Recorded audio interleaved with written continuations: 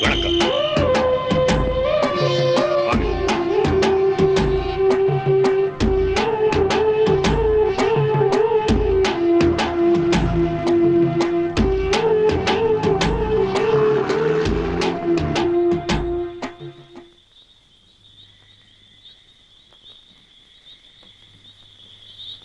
ഇന്നൊരു ദിവസം രാമൻകുട്ടിയുടെ കടയിൽ നിന്ന് പകർച്ച വാങ്ങി. നാളെ മുതൽ ഇവിടെ ഉണ്ടാക്കാം. എന്താ വേണ്ടെന്ന് വെച്ചാൽ പറഞ്ഞാൽ മതി. പച്ചക്കറിയെങ്കിൽ പച്ചക്കറി, മത്സ്യമാംസാദികളെങ്കിൽ അത്. ചാപ്പിടുമോ എന്തോ? சாப்பிடுவேன்.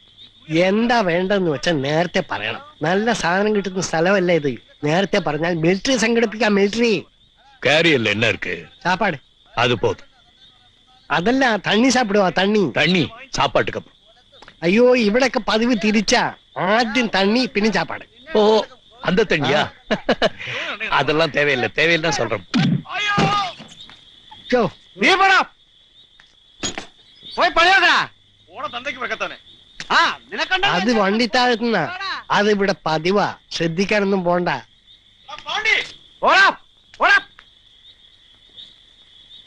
പപ്പേട്ടാ, ഒരു കഷ്ണം ഐസിങ് എടുത്തേ.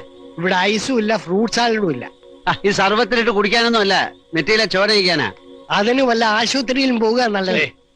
ഫ്രിഡ്ജിന്റെ ഐസ് இருக்குல்ல, കൊണ്ടുവന്ന് വിടും. അല്ല സാർ, പോയാ ഇയാൾക്ക് ഇതെന്താ പറഞ്ഞാ കേട്ടാ? എന്താ പോയി രണ്ടുമൂന്ന് വലിയ കഷ്ടം എടുത്തോണ്ടേ. അടേ, രക്തം വരുത്തുപ്പാ. വേണ്ട, ഈ നല്ല തുണിയിൽ രക്തം തുടക്കണ്ട, ഞാൻ തുടച്ചോളാം.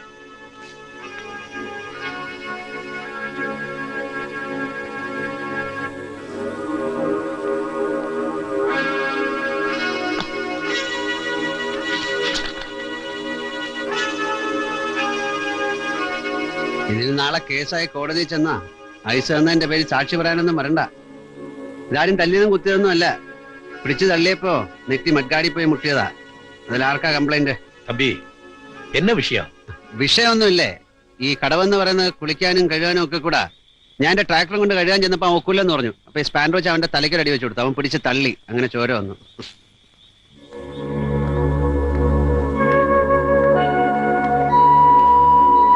ഒരു കാര്യം പറയാൻ മറന്നുപോയി. താങ്ക്സ്. No mention. ഇയാളോട് ആരാ താങ്ക്സ് പറഞ്ഞേ? ഇങ്ങേര് പറഞ്ഞോണ്ടല്ലേ ഐസ് കൊണ്ട് തന്നത്. അപ്പൊ താങ്ക്സ് ഇങ്ങേർക്കല്ലേ? നന്ദി.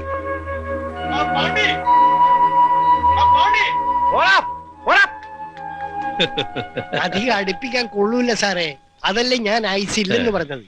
ഇന്ന് ഐസ് കൊടുത്താൽ നാളെ കുപ്പിയും കൊണ്ട് അകത്തേക്ക് വരും. പിന്നെ ഇതിന്റെ ഉമ്മർത്താവും കുടിയും തമ്മി തല്ലും.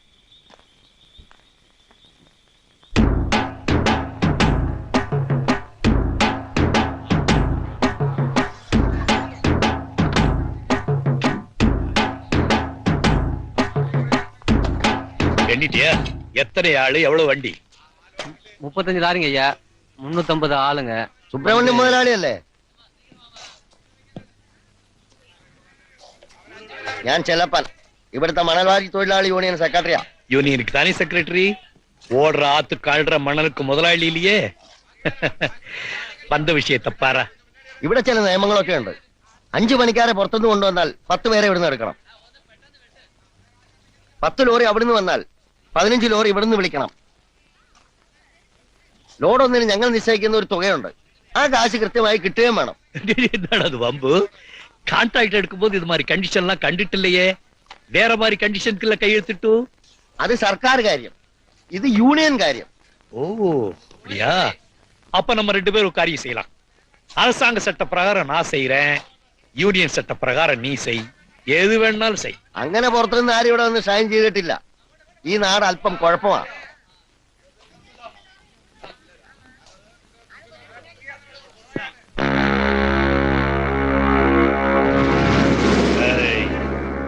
ഈ ലോക மேப்ல எத்தனை ஊர் இருக்கோ அத்தனையிலையும் காலடி வச்சுட்டு வந்தவனா.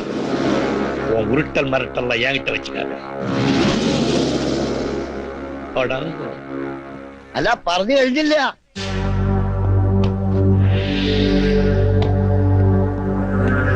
ആലോചിച്ചിട്ട് മതി, തിരക്കില്ല.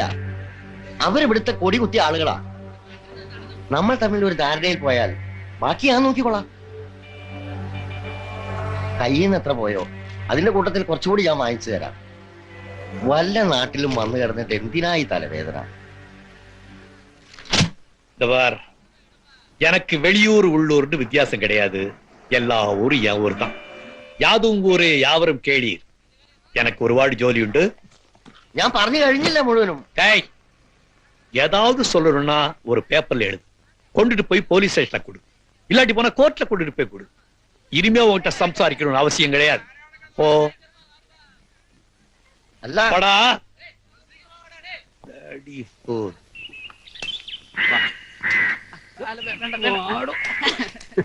ചെറുപ്പത്തിലെ ഞാൻ നമ്പൂതിരിക്കട്ടെ ഒരുപാട് എടുത്ത് നടന്നിട്ടുള്ളതാ. അതുകൊണ്ട് കുഴപ്പമൊന്നുമില്ല കേട്ടോ.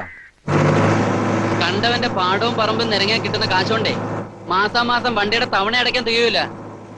ഇതാവുമ്പോ 3 മാസത്തേക്ക് വേറൊരു പണി അന്വേഷിക്കണ്ട. ദിവസവും പണി. കാശിത്തിരി കുറവാണെങ്കിലും അത് കൃത്യമായിട്ട് കിട്ടും. തമിഴന്മാര് നിറവുള്ളവരാ. ഓഹോ, തൊട്ടതിനും പിടിച്ചതിനും അവിടെ ചെന്ന് വഴക്കുണ്ടാക്കായിരുന്നാ മതി. തോന്നിട്ടേട്ടൻ തഞ്ചത്തിലാ മുതലാളിയെ കണ്ട് സംസാരിച്ച സബ് കോൺട്രാക്ട് നമുക്ക് കിട്ടും, ഉറപ്പാ. ഓ ശരി ശരി ശരി ശരി ശരി.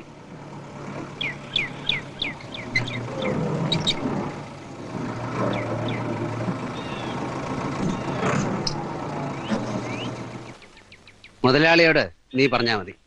അതെന്താ? എനിക്കൊരു ഒരു മൂടില്ല. അവിടെങ്ങാനും ചെന്ന് ഇടങ്ങാറുണ്ടാക്കി അതിനിടയില്. ഇങ്ങനെ വർത്താനം പറഞ്ഞ സമയം കളഞ്ഞാ വേറെ വല്ലതും ചെന്ന് ഉറപ്പിക്കും. ചെല്ലേ. ഓ ഞാൻ പറയാം, ഞാൻ നല്ല മൂടില്ലല്ലോ. ആ ചെല്ല് ചെല്ലേ. ഓ തമിഴ് പറയേണ്ടി വരുമോ? ഇയാള് കുറച്ചാള് കഥകളിയൊക്കെ പഠിച്ചതല്ലയോ? ചെന്ന് ആംഗ്യത്തിൽ ചോദിക്കേ. ചെല്ലിപ്പോ. ആ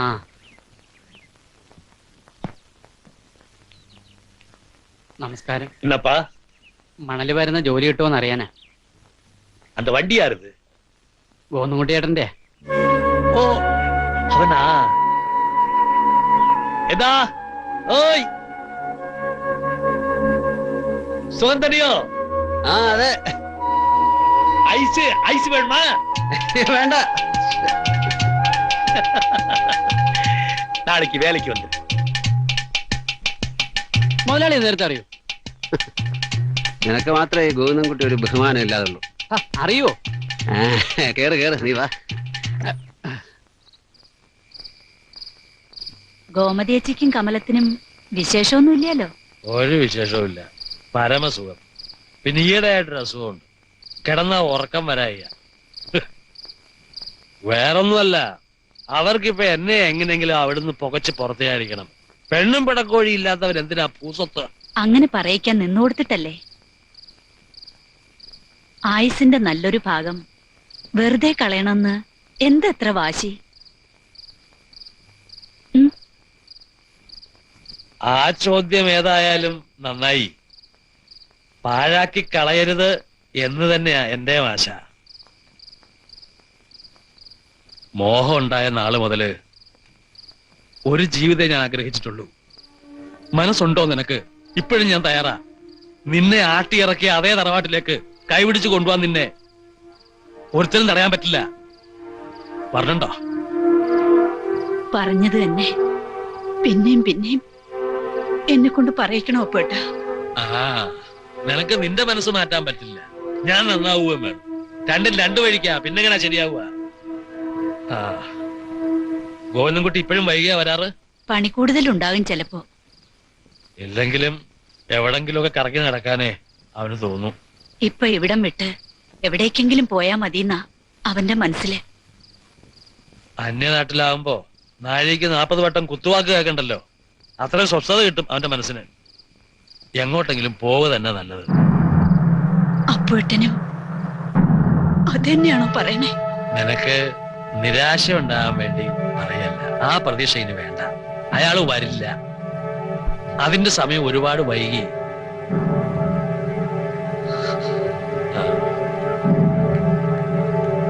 ഗോവിന്ദൻകുട്ടിയെ ഞാനൊന്ന് അന്വേഷിച്ചെന്ന് പറയാം.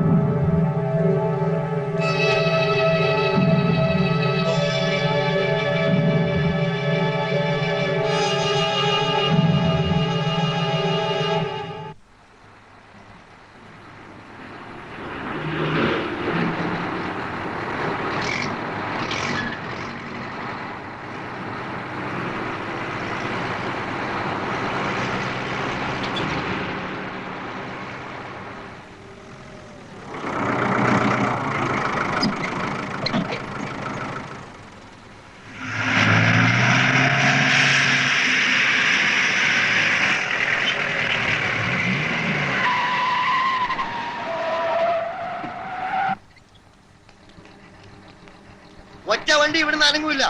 ഈ തൊഴിലാളികളുടെ പ്രശ്നം തീരാതെ ഇവിടുന്ന് ഒരു തരി മണ്ണ് പോവില്ല. ഏയ് അവങ്കടക്ക പോടാ. വണ്ടി എങ്ങാനും മുന്നോട്ടെടുത്താൽ ഇവിടെ ഇട്ട് കത്തിക്കും. അങ്ങനെ ഒരു മരത്തിൽ ഇവിടെ വന്ന ആളാകണ്ട. അടിച്ചു പൊളിക്കണം. വണ്ടി അനക്കരുത്. അനക്കാൻ അവിടെ ഇട്ട് കുത്തി കയറും. അവനിവിടെ ആളാകണ്ട. അടിയടാ അവനെ. இந்த ஊருக்காரங்க தைரியம் இருக்கு. கோடல உரிய மாலை போட்டு ராஸ்கல் சொல்றா. செய்டா பாக்க. செய்யடி. செய்டா. யார செய்டா? மாலை செய்யடி. ரெடி. ഇവിടെ തൊഴിലാളികളുടെ പ്രശ്നം പറ. നീ ആരാടാ? കൂലിക്കെല്ലാം നടക്കുന്ന യുവമാരാടാ തൊഴിലാളികള്. പണിയെടുക്കുന്ന ഞങ്ങളാടാ. ചുണയുടെ തലടാ. പറയാൻ വന്നാണ്ടല്ലോ നിന്റെ കൂടെ വീല് കയറ്റി ഞാൻ ഇറക്കും. അറിയാലോ നിനക്കെന്നെ? വലിയ ആഫീസ് കളിക്കാൻ വന്നിരിക്കും. ഇവിടെ കൊണ്ട് അവസാനിക്കില്ല. നിന്നെ ഞാൻ കണ്ടോളാം. പുല്ലേ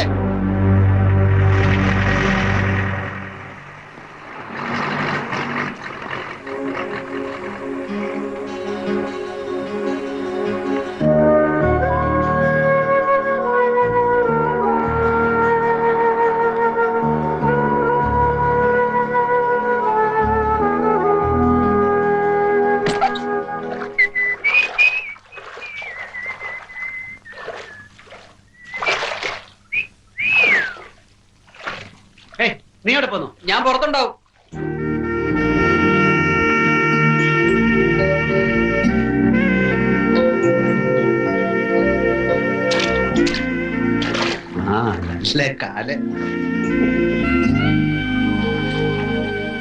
ചിരിക്കണ്ട.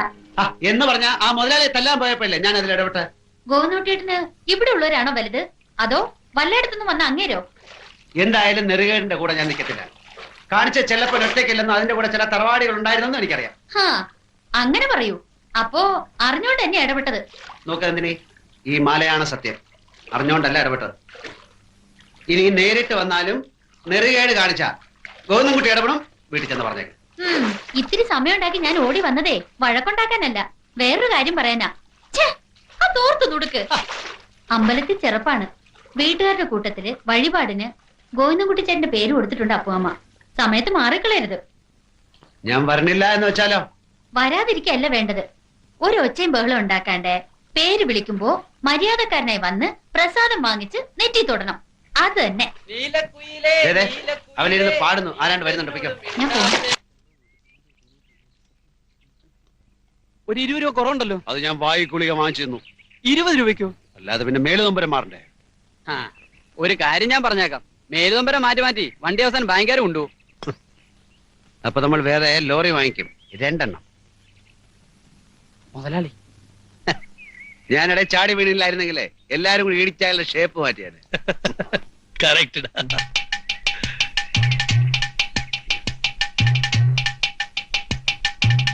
അല്ല പിന്നെ മുണ്ടും മടക്കി കുത്തി മുതലാളി അവന്റെ കർണത്തടിച്ചപ്പോ അവൻ ചത്തുപോവാൻ സാധ്യത ഉണ്ടായിരുന്നു പറയായിരുന്നു ഞാൻ. ஏய் மலையாளம் பேசுறதுக்கு மட்டும்தான் தடுமாறும். பட்ச கேட்டா ஒண்ணு விடாம மனசுலாகும். ஐயோ ഇപ്പൊ അറിഞ്ഞു. ஏய் இவட நோக்கு, நான் நாடோடி மாதிரியான ஊர்ல எனக்கு கான்ட்ராக்ட் தீர்ந்தால் நான் வேற ஒரு இடத்துக்கு போவேன். பட்சே நீங்களாம் இங்கேயே ஜீவிக்கிறவங்க.